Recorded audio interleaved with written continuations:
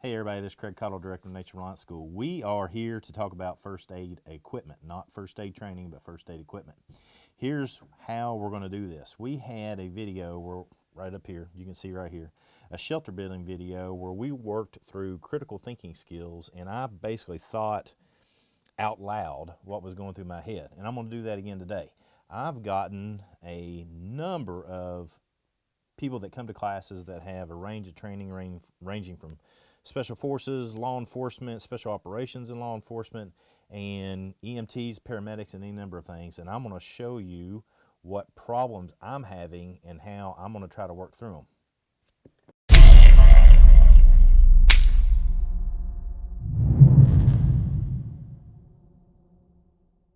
So here are some of the things that I've got going on right now. I keep this tub right here in my truck at all times. I just leave it there.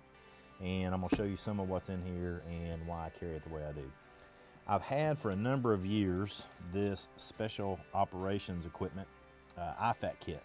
Pretty big. It kind of gets bulky actually for my needs, and I need to do something different.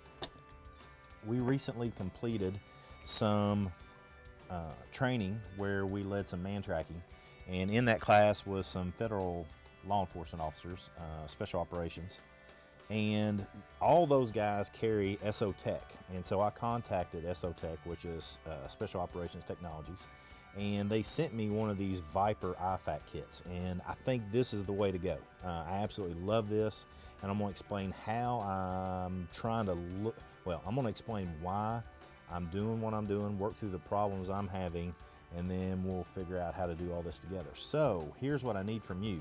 Down in the comments below, particularly if you have some good medical training, add some comments below and what you like and what you don't like about what I'm doing and what I'm missing.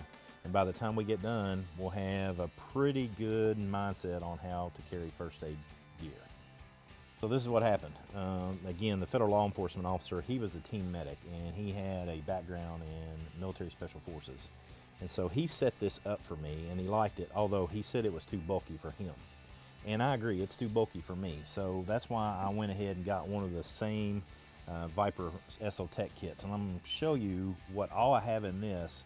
And my problem is, how do I continue to carry everything that I need? Not everything I want, but everything I need, because this has a lot of stuff that I want in it. Everything that I need in here, as well as how I keep everything else, okay? First off, I want to be able to carry a tourniquet. If you don't have training on tourniquets, you need to get training on tourniquets. This is probably one of the best life-saving devices you can take with you on a daily basis. Here's what's come up in some of our classes. The CATS tourniquets, the CATS tourniquets that you can get. You can find them pretty cheap nowadays. Here's the problem. The reason you can find them cheap is because there's a bunch of knockoffs being made. We had a student in our classes that was a CAV scout in the military, and he said multiple versions of the CATS tourniquets broke on him in the middle of combat. Multiple ones. The guys down in Memphis, Horvath and Mr. Aldridge and the guys that I train with down there, they all work for Memphis Fire Department, and some of them are special response team paramedics. Basically, if you don't know, Memphis is about as close as a war zone as you can get other than Chicago in this country. They all are big fans of the soft T tourniquets, and that's what I'm trying to get all my gear transitioned over to, is the soft Ts. They have a much stronger constriction device. The pieces and portions of it are metallic rather than some cheap polymer that might break. These are not going to break. These are easier to adjust. You adjust these without the need for Velcro. And so I'm just transitioning everything over to soft T. That would be the first thing I want to consider. The next piece, and you'll notice that these tourniquets, as well as this piece right here, are on the outside because they're easy to get, so that it makes it easy to get to. This is a chest decompression deal. This is what you use for tensioning the thorax. This is something you definitely need to have training for, and a lot of folks that I have trained with that are really well medically trained, they don't want to utilize this, and quite frankly, I don't know why. If you have training and you know why it's debatable, then put it in the comments below so we can all learn together. But I want to have that on the outside. I have been trained on how to utilize that, although I have not actually utilized it as of yet. Now let's get to the inside of this kit. here's some other things that I want to be able to have access to. Halo chest seals. There's always 2 in a package. And combat gauze. Again, here's what we're running into. Trauma is what we're trying to fix right now. That's why we have a tourniquet, Halo chest seals, chest decomp, and combat gauze. These are not things that only a person that's going into combat should carry, but I can guarantee you, in my opinion, this is my opinion, if you're a person who is going to carry a firearm for self-defense, you need to learn how to utilize this equipment and carry it yourself. Combat gauze is something I want to be able to carry as well. Rolled gauze. We also have an H&H bandage. An H&H bandage is basically a bandage that is real small, as you can see. And when you open up this vacuum sealed package, it absorbs a lot of blood, it spreads out, it gets bigger. It's good for a large wound filler. I have an NPA, nasopharyngeal airway. This is well, I'm not going to get into the medical uses of these because I'm not qualified to do that yet. I'm in the process of getting my EMT, so we can talk about that more later. But this is something that you need to have. I've been trained on how to utilize it as a civilian, but not as an EMT. Triangular bandages. These are invaluable to be utilized to help immobile sprained or broken limbs. You can use these as wound packers as well. You can utilize this to keep something, keep a wound area clean so you can wrap it up and keep it covered. I've got 2 of those in there. Israeli bandage. This is an Israeli bandage, and it comes like this when you buy them new.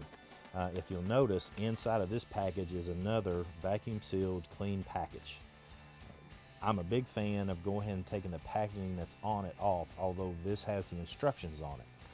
Once you know how to utilize it, basically what you have, once all that is open, is a bandage that opens up this big. And this is a bandage that we use for training in classes. So that's why it's already open. But think about it this way. Here's some other thoughts that I have for you. How do you get into all this if one of your arms is wounded? The more packaging there is to take off, the harder it's going to be. So if I can grab this, rip it with my teeth to get it open, then I can utilize it with one hand. Here's another thought, the combat gauze. I have both hands available to me right now. Basically, the gentleman that gave me this, again, was a Cav Scout. What he set up, and this is pretty interesting, real simple tip, is he wrapped everything up with Gorilla Tape, and he doubled it over so that he can grab this with one hand. Grab it with his mouth, grab it with his mouth, and then rip it open using only one hand. So you can put that between your knees and grab it. You can put this between your knees and squeeze it and grab it and pull. And these are just ways that you can get into this medical equipment under stress. And you need to keep in mind how to get into this stuff under stress. I have a syringe, and this is not here to be able to administer medicine for me. It's here as a wound cleaner. So I can utilize this to pull in whatever I consider to be clean water and to clean out a wound or whatever it might be. So I can utilize it pretty easily like that. Also down in here I have 4x4 gauze, much like I have the road gauze, because in a rough situation, survival situation, I want to be able to have plenty of gauze and duct tape. Duct tape is invaluable. You'll notice that I haven't pointed out I don't have any Band-Aids in this kit. These are my Band-Aids. I'm going to utilize this and the duct tape to wrap up some kind of small wound and then move on from there. Now here's one of the biggest problems I've run into so far. So basically, to get into this, I've got to unzip it. Well, I've got to unclip this, unzip that, and then down in this package right here, I've got to unzip it as well and get out some medical gloves. I need to change that, and I'm going to change that. That's one of the things I want to point out I'm doing wrong. Inside here, in this zippered up package, is what I have, what I like to refer to as comfort luxury items. I keep some over-the-counter medicine like Benadryl, particularly for someone that might have some allergic reaction. I also have headache medicine, ibuprofen. Those are things that, maybe not the Benadryl, but the other things, the over OTC meds, are luxury items. I don't have to have them to exist. I'm not going to die without them. What I also carry, and I've talked about this many times in classes on videos before, is I have a toothbrush and toothpaste. So just the way I carry this is the kit that I've carried with me during tactical survival classes, and where basically I'm gonna grab something and I'm gonna go and exist out in the woods somewhere. For me, brushing my teeth is just something I've tricked my mind to tell me, hey, you're Superman once I brush my teeth. And so that's vitally important. And I also keep a little mouthwash in here just for the same reason. If I don't have time to brush my teeth, or I don't have the ability to move around and make that much movement, I'll just open up and get a little squirt of mouthwash and put that in there. Last but not least, what I also have in here is some super glue. Super glue was originally designed to be a wound adhesive, and so you can utilize it in that fashion. I like to utilize it in concert with something like duct tape to utilize as a butterfly bandage. If I don't have the adhesive strips and butterfly bandages and that stuff, I just make my own with duct tape and super glue.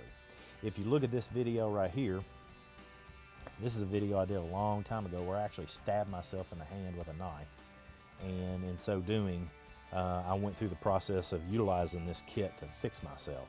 So utilize my mistakes to make your setup and your training better. Here's the problem with all of that, and this is the problem I'm trying to work through in Critical Think, is that this ends up being huge carrying it around, and I can't find a good spot on my chest rig or my belt to carry it, quite frankly. It ends up being in the way every time I utilize it. So here's where I'm moving to. Again, we taught that man tracking class, and those federal law enforcement officers, who will go nameless right now, they all carry these, and they carry these on the small of their back.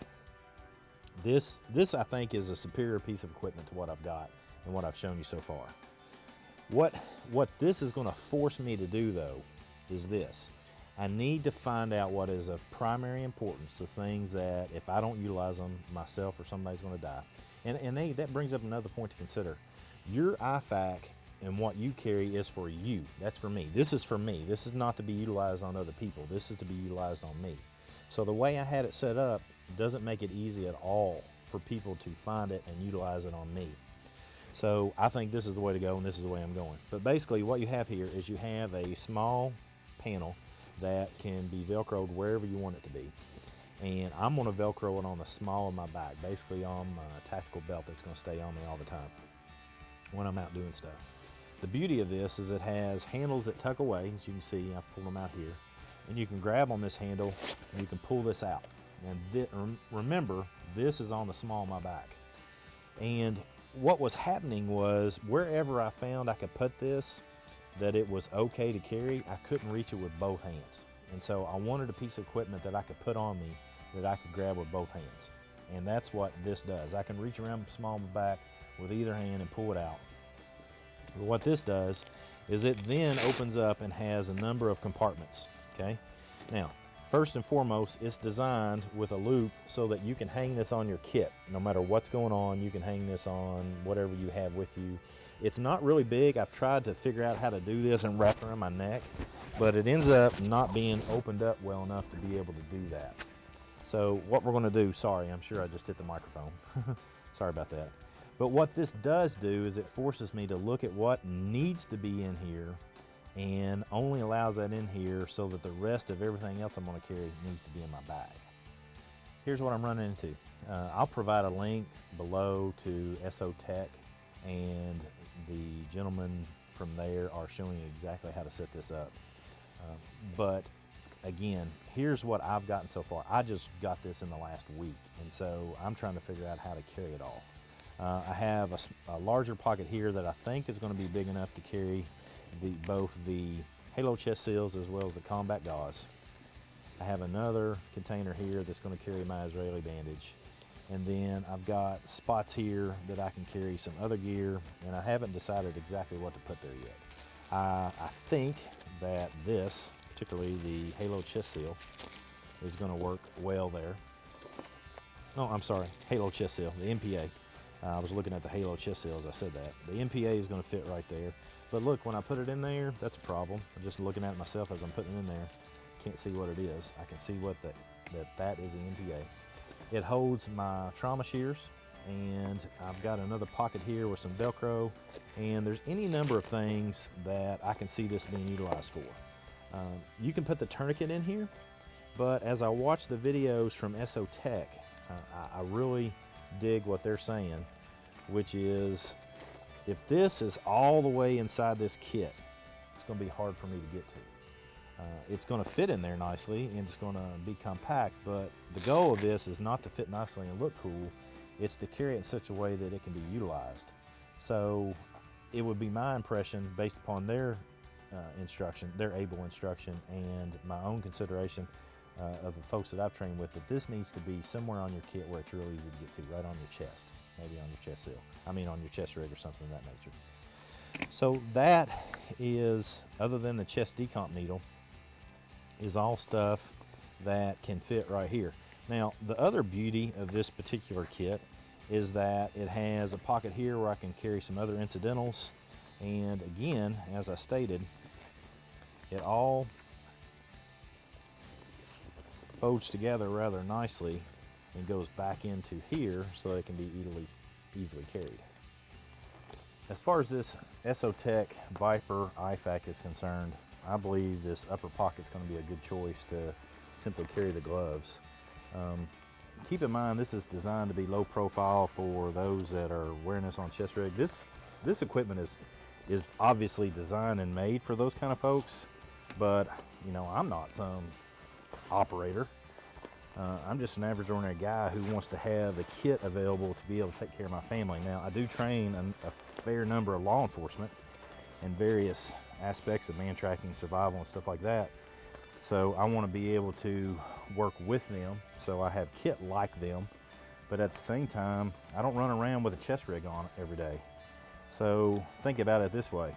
This guy right here could actually fit above the visor of your vehicle, down in a cargo box or in the side door frame, and be really easy to access quick like in a car accident.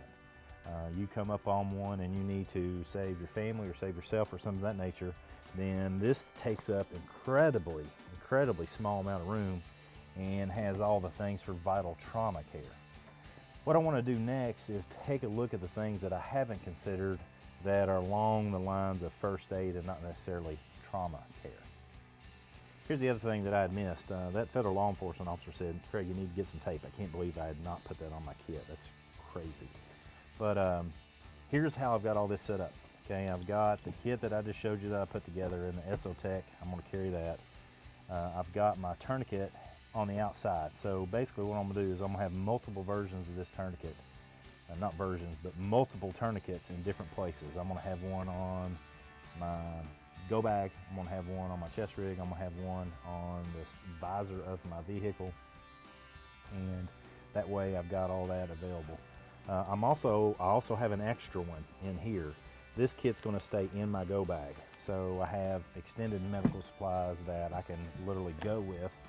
And I'm not a big conspiracy theorist, craziness or whatever, but I think there are some instances where we could actually need a go bag.